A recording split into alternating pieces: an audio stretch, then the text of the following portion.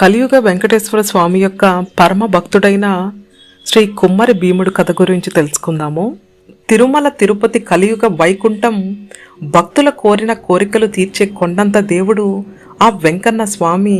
ఈ స్వామిని 7 కొండల వాడే అని, గోవిందుడని, బాలాజీ అని, తిరుమలప్ప అని, వెంకటరమణుడని ఎలా పిలిచినా, ఎన్ని పేర్లతో పిలిచినా ఎంతో ఆప్యాయంగా ఆ స్వామి కోరిన కోరికలు తీరుస్తూ ఉంటారు.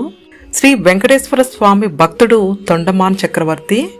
స్వామివారి ఆజ్ఞతో తిరుమల మందిర నిర్మాణం చేసిన ధన్యజీవి.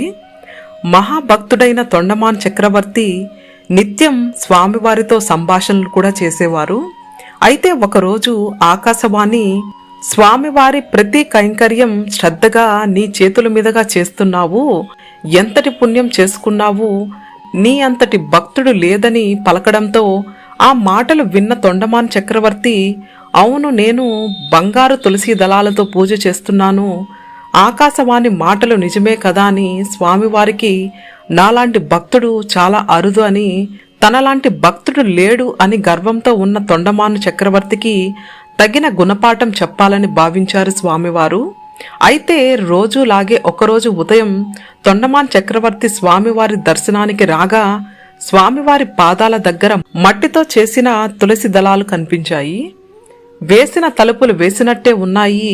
నేను స్వామివారికి స్వర్ణ కమలాలతో తప్ప వేరే వాటితో పూజించను కదా అని భావించి స్వామివారిని ప్రార్థించి ఏంటి ఇదని అడగగా, అప్పుడు స్వామివారు చిరునవ్వుతో, ఇక్కడికి దగ్గరలోనే భీముడనే ఒక కుమ్మరివాడు ఉన్నారు, అతడికి నేనంటే ఎనలేని భక్తి అని, ఎప్పుడు నన్ను ధ్యానిస్తూనే ఉంటాడని, ఆ మహాభక్తుడు ప్రతిరోజు ఉదయం నాకు తులసి దళాలు సమర్పిస్తాడని, అక్కడ అతడు వేసిన దళాలే నీకిక్కడ కనిపిస్తున్నాయని చెప్పడంతో, ఎవరు నన్ను మించిన భక్తుడా అని వెంటనే అతన్ని చూడడానికి తొండమానుడు బయలుదేరాడు.